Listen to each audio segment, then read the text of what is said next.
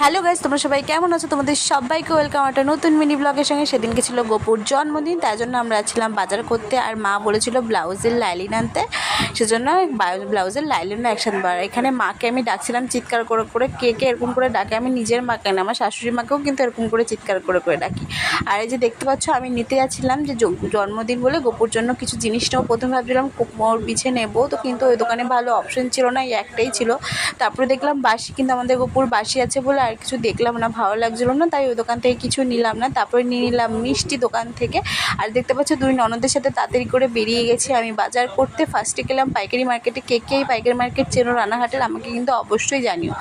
আর তারপরে পাইকারি মার্কেট থেকে আমার ননদ কিছু পাইকারি মাসকাবারি বাজার করে নিল, মাসের বাজার করে নিল। আর এখানে আমি কিছু মশলা দেখলাম, এত মশলাও হয় সেটাও কিন্তু আমি জানতাম না। আর এই দেখতে পাচ্ছ মাস কাবারি বাজার করে নিচ্ছিল ননদ। তারপরে গোপালের জন্য ফল নিয়ে নিলাম, আমাদের বাড়িতে অনেকগুলো